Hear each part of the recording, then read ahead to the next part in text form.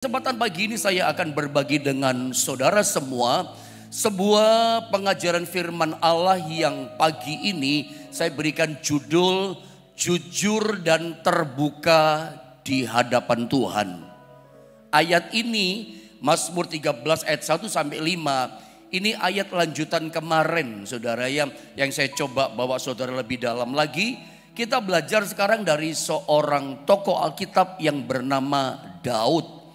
Kita sama-sama tahu Daud itu punya sebutan sebagai seorang yang berkenan di hatinya Tuhan. Bahkan kalau saya boleh berkata lebih jauh lagi kepada Anda, Daud ini adalah seorang yang memiliki hubungan keintiman dengan Tuhan itu di atas rata-rata.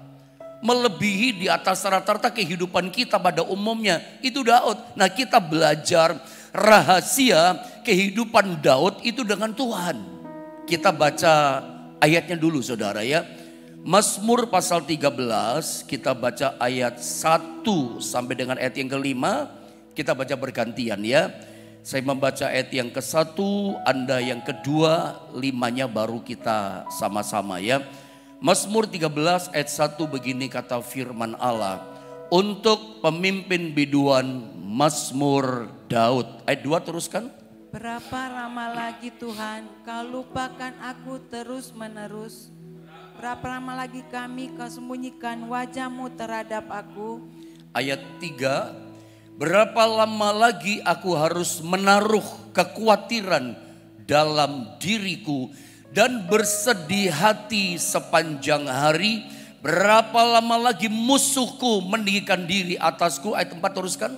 Pandanglah kiranya, jawablah aku ya Tuhan Allahku, buatlah mataku bercahaya, supaya jangan aku tertidur dan mati. Ayat yang kelima, mari bersama-sama kita membacanya 1, 2, dan 3. Supaya musuhku jangan berkata, aku telah mengalahkan dia, dan lawan-lawanku bersorak-sorak apabila aku goyah.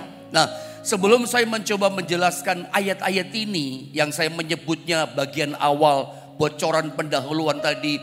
Ini boleh dikatakan menjadi satu rahasia keintiman hubungannya Daud dengan Tuhan. Ini boleh dikatakan satu rahasia kenapa Daud disebut sebagai seorang yang berkenan di hati Tuhan. Berkenan di hati Tuhan itu artinya begini, Tuhan cinta banget sama orang ini. Tuhan sayang banget sama orang ini. Saya suka pakai gambaran begini. Orang ngomong apapun, orang coba komplain, orang coba ngomong ini tentang Daud. Daud pernah buat ini, Daud pernah ngomong gini, Daud pernah lakukan ini. Kayaknya Tuhan tidak bergeming, tidak berobat berkata, aku tidak peduli kata-katamu. Yang penting gini, kamu mesti tahu, aku cinta sama orang ini. Kenapa? Daud punya sebuah rahasia dalam kehidupan. Nah, sebelum kita bicara lebih jauh dari ayat-ayat yang ada, rahasia keintiman Daud yang di atas rata-rata ini, saya akan mulai dari gambar PowerPoint yang pertama ini, saudara ya. Bahwa ternyata begini, ketika kita berjalan dengan Tuhan, seperti Daud berjalan dengan Tuhan, itu realitanya begini saudara ya. Ada banyak hal ternyata yang kita alami dalam hidup kita. Ada yang menyenangkan, ada yang tidak menyenangkan. Ada yang baik yang kita alami, ada yang buruk juga kita alami. Ada masanya kita berjalan bersama dengan Tuhan, kita tertawa sukacita. Mata kita bercahaya kata Daud. Tadi ayat yang keempat tadi ya. Tapi ada waktunya kita itu menangis. Ada waktunya suka yang kita alami berjalan bersama dengan Tuhan. Tapi ada waktunya duka kita meneteskan air mata. Saya mau coba tunjukkan pada bagian pertama. Inilah sebuah kenyataan realita ketika kita berjalan bersama dengan Tuhan. Bahwa saya ingin tunjukkan ini loh. Bahwa ternyata ketika kita percaya kepada Tuhan, kita berjalan bersama dengan Tuhan. Itu tidak semudah, segampang yang kita pikirkan. Bahwa ternyata berjalan bersama dengan Tuhan itu jangan diartikan berkat terus. Makanya tidak boleh sebetulnya mimbar di gereja itu hanya bicara tentang berkat kepada jemaat. Saya khawatir begini, begitu jemaat dihantam duka, dihantam situasi yang buruk, langsung muntung tinggalkan Tuhan. Katanya ngalami berkat, ada berkat berjalan bersama dengan Tuhan. Tapi ada waktunya salib yang kita pikul, kita hadapi. Saya coba tunjukkan realita. Ini loh yang namanya berjalan bersama dengan Tuhan. Tidak suka terus, kadang-kadang kita ngalami salib. Tidak semudah, segampang yang kita pikirkan berjalan bersama dengan Tuhan. Sebab itu mari kita sama-sama belajar, saudara ya. Kenapa ketika kita berjalan bersama dengan Tuhan. Jadi ketika saya coba merenungkan firman Allah ini, yang saya berikan tema jujur terbuka di hadapan Tuhan, itu muncul satu pertanyaan begini, mengapa ya ada banyak orang percaya berjalan bersama dengan Tuhan lalu mengalami namanya kelelahan rohani, capek rohaninya, padahal berjalan bersama dengan Tuhan yang pendahuluannya tadi saya katakan barusan tidak semudah, tidak segampang yang kita bayangkan. Berjalan bersama dengan Tuhan bukan cuman berkat terus yang kita terima, ada waktunya salib. Bukan hanya senang yang kita terima, kadang kita mengalami persoalan, kesulitan, air mata. Bahkan dalam hati kita pernah rasanya kecewa. Kok gini sih berjalan bersama dengan Tuhan? Makanya muncul pertanyaan ketika saya coba renungkan ini firman Allah, jujur terbuka di hadapan Tuhan. Muncul pertanyaan. Kenapa muncul pertanyaan? Ya berdasarkan saya berjalan bersama dengan Tuhan, melayani Tuhan. Lewat pengamatan lihat anak Tuhan ini, lihat orang Kristen ini, lihat jemaat ini yang saya gembalakan. Lewat jemaat di gereja lain, dari pengamatan saya yang saya simpulkan begini. Kenapa ya ada banyak orang percaya berjalan bersama dengan Tuhan, dia mengalami kelelahan rohani, capek lelah rohaninya. Kelelahan rohani saya kasih gambar di situ, munculkan seperti ibaratnya handphone itu low bat, baterainya low, baterainya tinggal satu strip. Ada tahu kisah tentang yang namanya Elia? Elia itu berjalan bersama dengan Tuhan, dia melayani Tuhan, memberikan hidupnya untuk Tuhan, dia berjalan dengan Tuhan luar biasa. Tapi pada satu titik apa yang terjadi? Dia mengalami kelelahan. Sampai dia berkata begini, apa sih ciri-cirinya orang yang mengalami kecapean rohani, kelelahan rohani? Dia kan seperti yang namanya Elia, self pity. Dia minta mati, sayang diri. Tuhan, ternyata aku tidak lebih daripada nenek moyangku. Aku sama saja. Ketika dia capek, tidak kuat, dikejar-kejar masalah, kesulitan, dia berkata begini, Tuhan cabut saja, ambil saja nyawaku. Minta mati, self pity, pengennya mati dia. Kenapa seperti itu? Tidak kuat ketika hadapi namanya kesulitan. Karena memang melayani Tuhan atau kita sebagai umat Allah berjalan bersama dengan Tuhan tidak semudah, tidak segampang yang kita pikirkan. Bukan berarti berkat terus. Ada satu titik kita mengalami kesulitan. Ada satu titik kita mengalami namanya salib dan pergumulan hidup. Dan di titik itulah kadangkala kita mulai merasa lelah dan kuat. Anda tahu kalau kita punya handphone low bat, baterainya tinggal sedikit. Ada orang telepon, halo shalom, baru satu kata halo shalom, putus teleponnya. Padahal itu rekan join kerja Anda. Ada job besar, ada proyek besar, baru shalom, baru halo, putus. Ada mulai khawatir, ada mulai cemas, jangan-jangan kehilangan berkat, kehilangan job, diputus hubungan kerja dan segala macam, menjengkelkan kan. Bikin ribet, bikin cemas hidup kita. Kenapa? Kelelahan rohani. Nah pertanyaannya, kenapa orang bisa lelah rohaninya?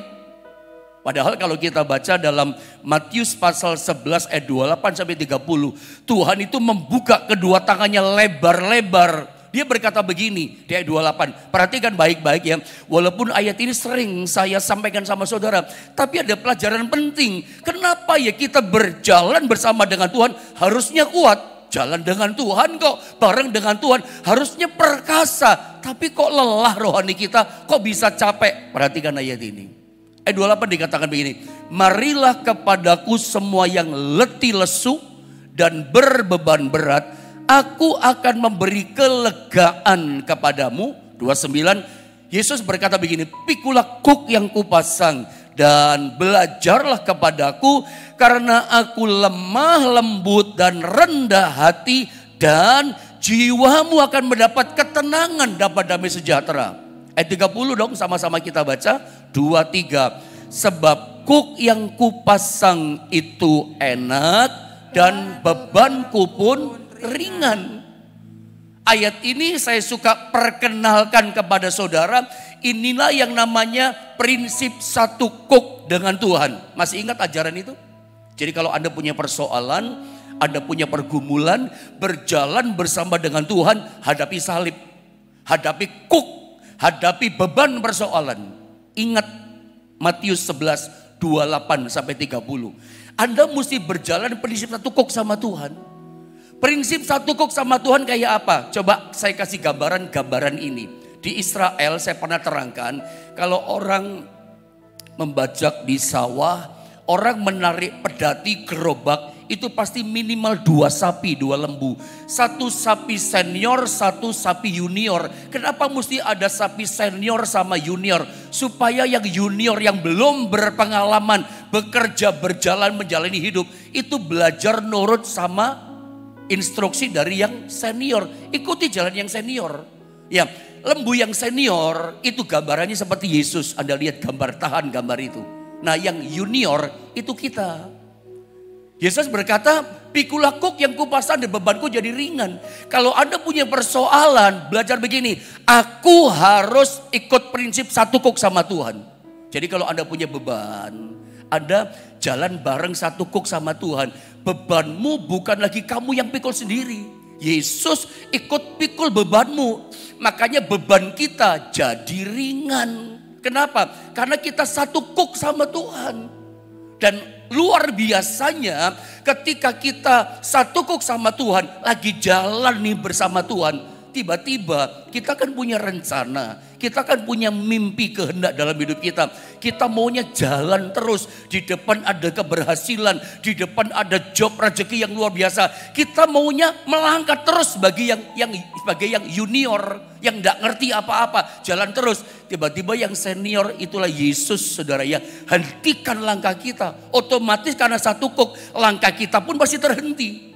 Kenapa? Dan ajaibnya, amazingnya Tuhan, waktu langkah kita dihentikan, Yesus ikut berhenti di samping kita.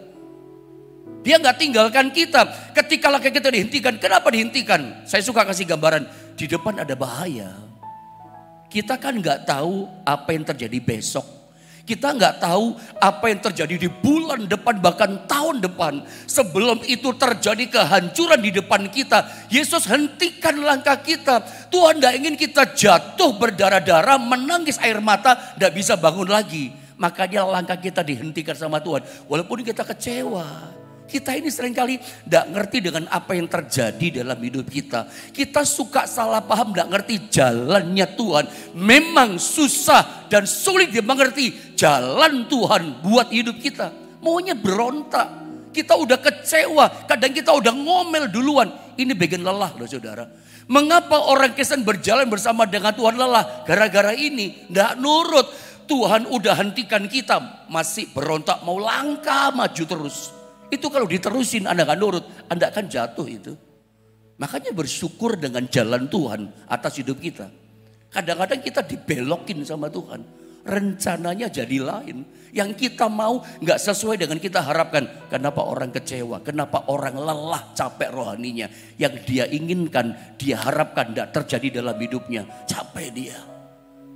Makanya kalau kita gak ingin capek, ya ikuti kuknya Tuhan. Satu prinsip, percayalah gini, kalau Anda satu kuk sama Tuhan, ikuti prinsip ajaran Tuhan, Anda tidak akan lelah. Justru jalanmu jadi benar dan benar-benar jalan hidupmu. Jalannya jadi benar gitu. Akhirnya Anda lihat, oh iya ya, ikut jalan Tuhan ternyata lebih luar biasa ya. Aku malah banyak berkat, banyak rezeki, ikuti saja. Walaupun kadang-kadang dibawa yang gak nyaman. Jalan Tuhan tidak bisa diselami, dimengerti. Ikuti saja. ujungnya Anda akan lihat ternyata dia sangat baik buat setiap kita. Nah, ketika kita tidak mau satu kok sama Tuhan, kita berontak dengan langkah kita. Ini yang bikin lelah. Nggak ikutin jalan dan maunya Tuhan. Kita ikuti emosi kita. Kita lebih ikuti apa yang kita inginkan, kita mau. Ini bikin capek loh. Ketika saya mengamati ini, saya melihat ini, maka ini yang terjadi. Kenapa ya orang Kristen berjalan bersama dengan Tuhan, kok dia menjadi lelah? Coba Anda lihat berikutnya PowerPoint gambar ini. Tetapi mengapa seperti Matius 28, Matius 11 ayat 28 sampai 30. Tuhan kasih kelegaan kan harusnya. Nah, baca baik-baik kalimat ini. Tetapi mengapa ternyata banyak orang yang tidak mengalami kelegaan? Ini pasti ada yang salah dan ini pasti ada yang kurang.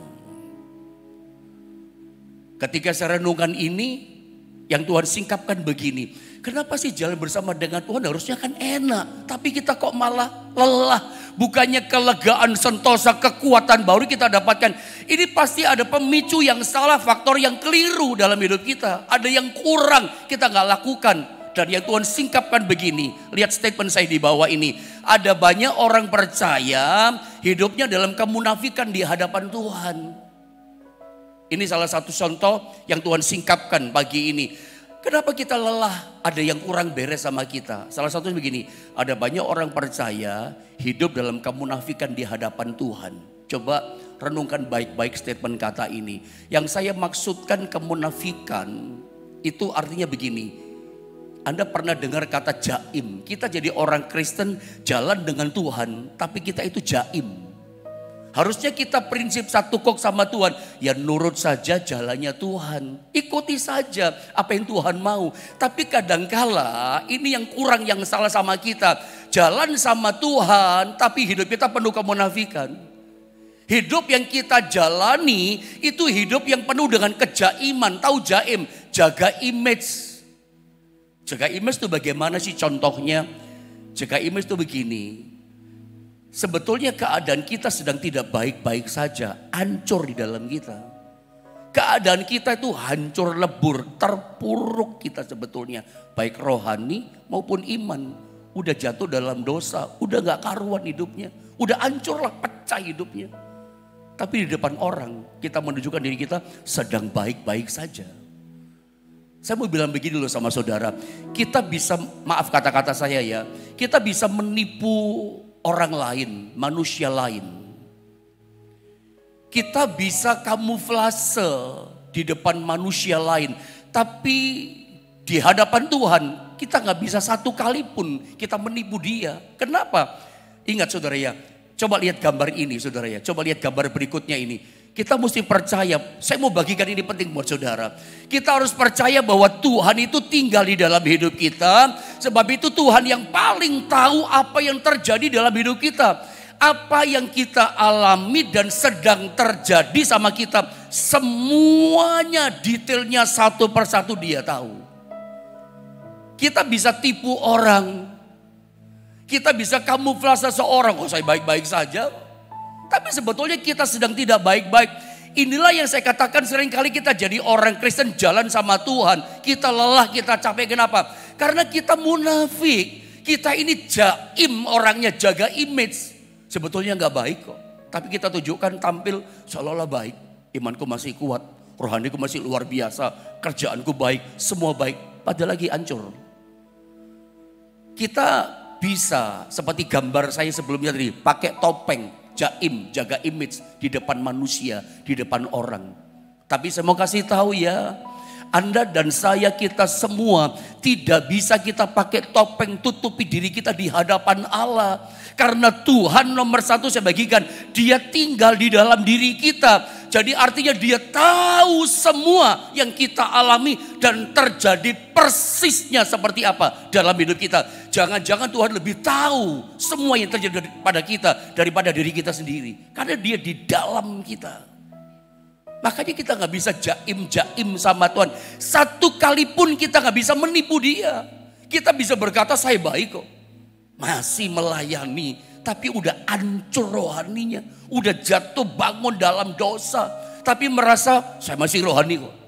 Saya masih baik, saya masih ada keintiman dengan Tuhan. Padahal udah hancur. Di mata manusia ada bisa pakai topeng.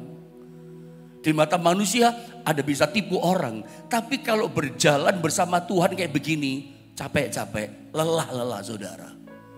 Makanya tema firman Allah pagi ini kita belajar jujur, terbuka di hadapan Tuhan.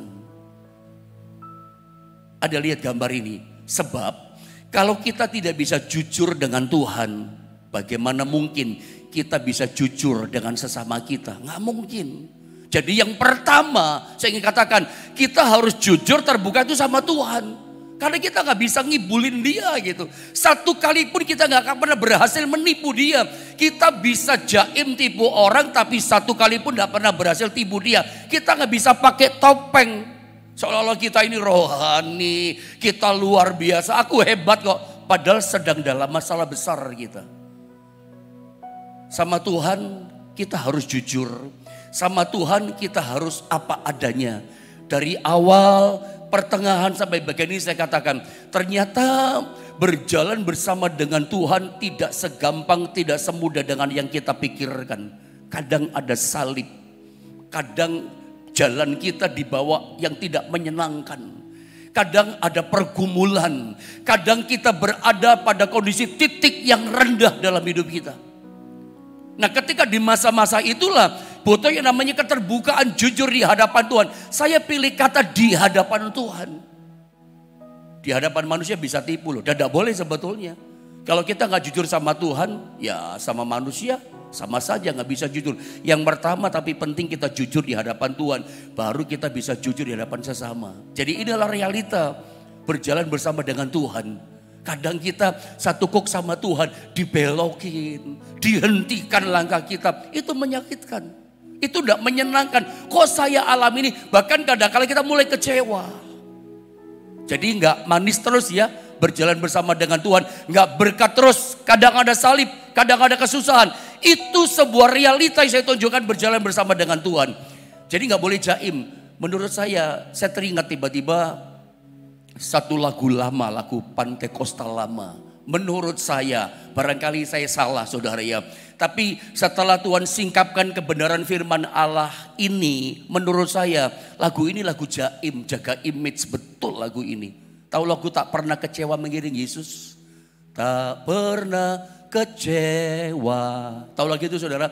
Mengiring Yesus. Tak pernah kecewa, ku serahkan semua, berjalan sertanya. Ejaan lama katakan ini, manis rasanya. Ejaan lain, semakin bahagia, tak pernah kecewa, buat selamanya. Menurut saudara, dari kebenaran firman yang kita belajar pagi ini, apakah iya? Apakah benar? Apakah betul bahwa kalau kita berjalan terus bersama dengan Tuhan, itu semakin bahagia terus, tidak ada susahnya, semakin manis, manis rasanya, manis terus. Menurut saya, sorry kalau saya salah, ini jaim betul ini lagu, jaga image. Sebetulnya tidak baik hidupnya, tapi seolah-olah baik. Ini yang bikin lelah loh saudara ya. Apalagi ada jaimnya di hadapan Tuhan, oh tambah capek. Kita mempertahankan menunjukkan aku sehat, aku baik, keadaanku seperti ini. Padahal rapuh di dalam diri kita. Ada kejatuhan dalam diri kita, ada serong dari dosa kehidupan diri kita. Tapi kita tampil, aku bisa melayani Tuhan, aku bisa dipakai sama Tuhan. Padahal hancur penuh dosa hidupnya. Ingat gak, Yesus pernah tegur orang Farisi, kamu ini kayak kuburan. Luarmu putih bersih, tapi dalammu banyak tulang belulang dan busuk. Kita nggak bisa dong jalan bersama Tuhan, model hidup gaya jaim model orang Farisi. Di depan umat kayak saleh, di depan umat kayak suci, di dalamnya busuk penuh dosa. Lelah hidup seperti ini. Jujurlah yang pertama, mesti di hadapan Tuhan. Terbukalah di hadapan Tuhan. Gak usah jaim-jaim. Kalau ada dosa, datang minta ampun sama Tuhan. Jangan pakai topeng. Kalau Anda punya masalah, engkau sedang berada di titik nadir yang paling bawah di hari ini. Engkau lagi lemes hidupmu, tidak berdaya hidupmu. Ya terbukalah datang sama Tuhan. Ada ingin dipulihkan enggak? Ada pengen ditolong? Jujur, terbuka di hadapan Tuhan. Jangan jaga image jaim sama Tuhan. Coba lihat ayat ini kembali yang kita baca Mazmur 13 tadi. Saya terangkan sedikit saja ayat ini ya. Untuk memimpin biduan Mazmur Daud. Jadi jelas Daud kan seorang yang punya keintiman di atas rata-rata. Lihat orang ini luar biasa loh. Jujur sama Tuhan. Tidak jaim. Ya, ayat 2 dikatakan, berapa lama lagi Tuhan kau lupakan aku terus menerus. Seolah-olah Daud merasa dalam kesulitan, titik yang terendah. Dia pernah dikhianati anaknya Absalom. Adunia pun pernah buat itu. Bapaknya dikudeta sama Absalom, diusir dari istana. Sebetulnya mudah saya pikir buat Daud untuk bunuh anaknya. Tapi tangannya gak mau bunuh anaknya. Dia tinggalkan istana. Dia minta pembelaan Tuhan. Namanya bapak sama anak bertengkar mau bunuh-bunuhan, nelongso kata orang Jawa. Hatinya terluka Daud. Lemah rasanya. Dia bisa kuat menang hadapi Goliat musuh. Hadapi anaknya dia lemah hatinya. Makanya dia berkata begini, berapa lama lagi Tuhan kau lupakan aku terus menerus. Dia merasa Tuhan tinggalkan dia. Jadi Anda jangan merasa terintimidasi ya. Karena Daud juga pernah merasakan apa yang Anda dan saya rasakan. Kita udah berdoa, tapi gak dijawab. Seperti Tuhan itu lupa sama kita. Kok terus menerus Tuhan gak jawab sih? Anda jangan merasa malu dan terintimidasi. Daud yang punya keintiman di atas rata-rata pernah ngalamin ini. Dan dia tidak jaim. Jujur, terbuka dia. Ngomong apa adanya sama Tuhan. Lebih baik Anda cerita sama Tuhan apa yang di hatimu. Tapi jangan cerita tentang Tuhan kepada orang. Saya katakan kemarin, saya kunci kata kemarin. Bedakan Anda mengeluh berkeluh kesah kepada Tuhan dengan berkeluh kesah tentang Tuhan kepada orang. Kalau Anda berkeluh kesah tentang Tuhan kepada orang ini, itu dilarang, itu tidak boleh. Itu pemberontakan kepada Tuhan. Tuhan benci, dilarang, tidak boleh. Mengeluh tentang Tuhan kepada orang itu tidak boleh. Itu pemberontakan. Kalau Anda punya keluh kesah, Anda punya macam-macam pertanyaan, ngomong terbuka jujur sama Tuhan. Daud terbuka. Berapa lama lagi Tuhan? Udah gak kuat dia. Tuhan kau lupakan aku terus menerus. Aku udah gak kuat nih. Daud pernah alami. Anda juga kan? Bahkan dikatakan, berapa lama lagi kau sembunyikan wajahmu terhadap aku. Seperti Tuhan udah ingat lagi sama dia. Jauh tinggalkan dia. Pernah merasakan ini? Udah berdoa, kok Tuhan diem saja ya? Kok Tuhan saja jauh dari kita ya? Berapa lama lagi Tuhan? Sampai kapan pulih Tuhan? Kapan Tuhan tolong saya? Kapan Tuhan berkati pekerjaan saya? Kapan jalan buntu ini Tuhan buka? Kapan Tuhan? Kita merasa Tuhan diam saja. Jadi Anda jangan merasa bersalah. Jangan merasa tertekan, terintimidasi kalau hatimu merasa kok gini ya Tuhan. Inilah realita berjalan bersama dengan Tuhan. Gak manis terus, gak bahagia terus. Kadang kita ngalami titik ini, rasanya lemah kita. Terus saya baca, berapa lama lagi aku harus menaruh kekhawatiran dalam diriku dan bersedih hati sepanjang hari. Hampir 1 hari 24 jam dia sedih, dia cemas, dia khawatir dengan dirinya. Siapa yang berkata Daud tidak pernah goncang imannya? Siapa yang pernah bilang berkata Daud tidak pernah goyang iman? Dia goyang di sini. Kenapa? Hampir lelah dia hadapi masalah. Tapi rahasia Daud hubungannya dengan Tuhan itu apa? Dia terbuka, dia jujur. Makanya orang ini dicinta sama Tuhan. Dia gak cerita sama orang keadaan tentang Tuhan. Dia doanya belum dijawab, belum diberkati, belum disembuhkan. Dia gak cerita Tuhan kok gini sama orang. Itu dilarang, itu pemberontakan. Kalau Anda punya pertanyaan macam-macam sama Tuhan, tentang Tuhan, kekhawatiranmu, kecemasanmu kok belum dijawab, aku gak kuat. Ngomonglah jujur terbuka sama Tuhan. Gak usah pakai jaiman, pakai topeng. Ini membuat Anda dipulihkan sama Tuhan. Saya baca lagi, dikatakan, berapa lama lagi musuhku meninggikan di atasku? Ya, terusik keadilannya. Ya, musuhnya mulai ketawa-ketawa di depan dia, petentang-petenteng. Makanya yang namanya sutradara film itu ngerti ini, nangkep ini. Makanya film Hollywood, film Indonesia, film India itu Bollywood, film Hong Kong, itu kan selalu bicara keadilan kan isinya. Penjahat, petentang-petenteng gitu ya. Ketawa-ketawa, ada lakonnya gitu, dihajar, dipukul, gak ada salah, gak ada apa gitu. Kita penasaran, kita langsung terusik keadilan kita. Kita nonton film dulu, orang baik kok gitu. Dan segala macam kepanjangan saya cerita. Daud ngalami itu ketidakadilan. Kenapa seperti itu? Pandanglah kiranya, jawablah aku ya Tuhan Allahku. Buatlah mataku bercahaya, bersukacita, ada harapan. Supaya jangan aku tertidur dan mati. Wah, berat ini masalahnya. Sampai dia khawatir gini, jangan-jangan tidur, enggak bangun lagi, mati. Menunjukkan apa ya? Berat banget bebannya. Inilah realita berjalan bersama dengan Tuhan. Justru kita ngerti dari Daud. Yang disebut orang ini berkenan di hati Tuhan, dicinta, disayang Tuhan. Dia tidak kebal dari masalah. Sampai dia masalahnya berat, sampai dia berkata, jangan sampai aku tidur tahu-tahu gak bisa bangun mati. Berarti berat ya tekanannya.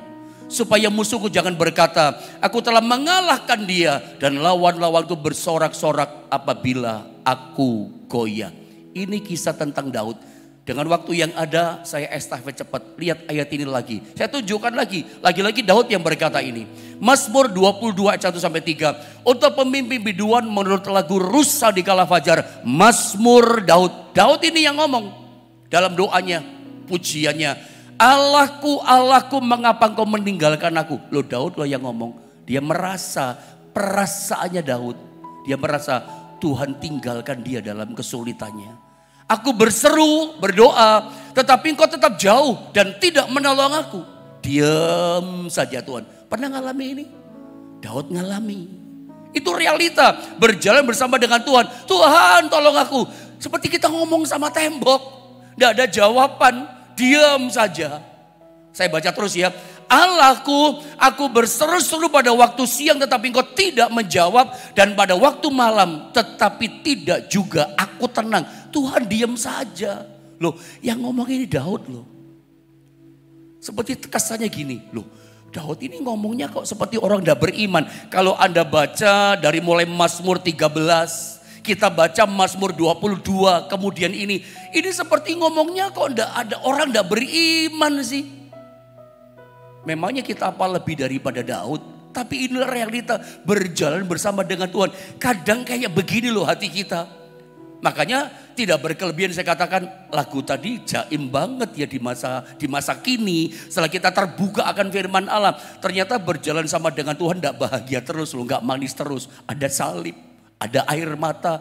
Bahkan ada ini kekecewaan loh di Daud. Ini ada kecewa. Siapa bilang ikut Tuhan gak ada rasa itu. Kalau Anda berkata gak pernah kecewa, saya pikir bohong lah. Ketika Anda inginkan dapat sesuatu, gak dapat. Anda pikir wah ini pasti gol, gak gol. Kecewa gak? Pasti ada.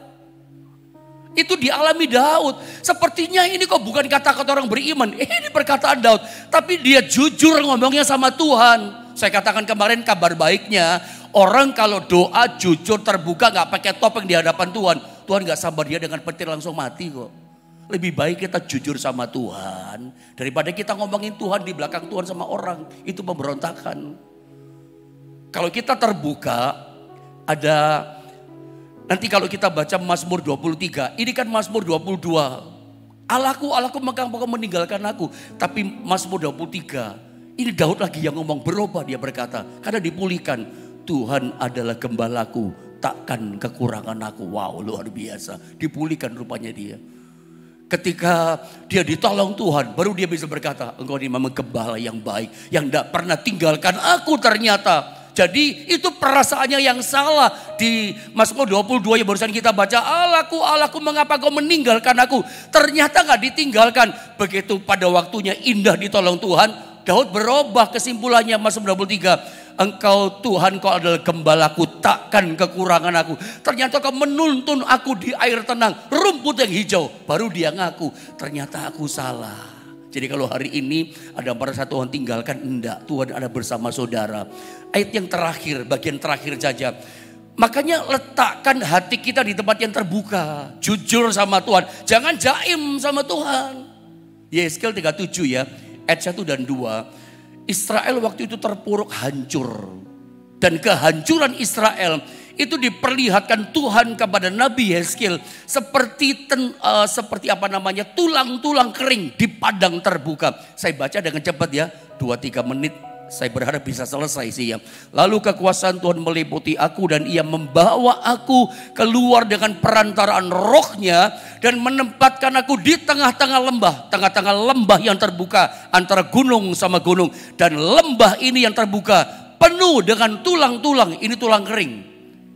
Artinya nggak mungkin bangkit dong, nggak mungkin dipulihkan Israel. Israel digambarkan kayak tengkorak kering masalah mereka. Nggak mungkin hidup, nggak mungkin ada jalan, nggak mungkin dipulihkan. Tapi selalu saya bilang, Tuhan itu ahlinya, spesialisasinya melakukan hal-hal yang tidak mungkin buat kita. Tinggal tulang nggak mungkin. Tapi saya baca, ia membawa aku melihat tulang-tulang itu berkeliling-keliling dan sungguh amat banyak bertaburan di lembah. Lihat tulang-tulang itu amat kering, mustahil bisa hidup. Anehnya ketika saya baca ini, Tuhan sikapkan begini. Kenapa tulang orang-orang percaya gak dikuburkan, dibiarkan di padang terbuka, disangat sama matahari, sampai gak ada lotionnya lagi, kering kerontang tulang itu, krek hancur barangkali tulang, crispy tulangnya, kesentrong matahari. Kenapa gak dikubur? Tuhan singkapkan begini pewahyuannya, semua yang ditutup dikubur, Tuhan gak bisa pulihkan. Semua yang kita tutup, kita kubur, gak terbuka di hadapan Tuhan, gak mungkin dapat mujizat pertolongan. Dia ahlinya menolong kita yang gak mungkin jadi mungkin. Tapi gak usah dikubur. Kalau ada susah, ngomong saya susah Tuhan. Kalau ada merasa Tuhan kenapa kau tinggalkan aku, ngomong saja. Tapi tetap hormat sama dia, bukan maki-maki Tuhan. Anda lihat saudara ya, kondisi apapun yang kita hadapi, kalau kita ikuti caranya Tuhan, Tuhan bisa bangkitkan kembali. Jangankan dari nol, dari minus tulang-tulang kering saja, Tuhan bisa bangkitkan setiap kita. Saya tunjukkan contoh terakhir. Pada zamannya Hitler saudara ya, 6 juta orang Yahudi dibunuh dan dibantai di kamp konsentrasi. Orang susah berpikir waktu itu Israel bisa berdiri menjadi satu bangsa. 6 juta orang dibunuh, dibantai di kamp konsentrasi. Dikasih racun mereka kayak gas gitu. Mati semuanya. Sehingga orang berpikir tidak mungkin, sulit orang berpikir Israel berdiri lagi jadi satu bangsa. Tapi tiba-tiba tahun 1948 Israel mendeklarasikan diri sebagai satu bangsa Israel Raya yang merdeka. Siapa sangka itu Tuhan yang buat. Yang tidak mungkin jadi mungkin. Kuncinya apa? Terbuka, jujur di hadapan Tuhan. Dan kalau kita jujur Tuhan tidak marah kok. Daripada kita tutup, tidak bisa dipulihkan. Daripada kita jaim, merasa baik-baik saja. Lalu kalau kita susah ngomong, saya susah Tuhan. Aku sakit Tuhan. Orang yang seperti ini akan dipulihkan oleh Tuhan. Mari sama-sama kita berdoa datang sama Tuhan saudara.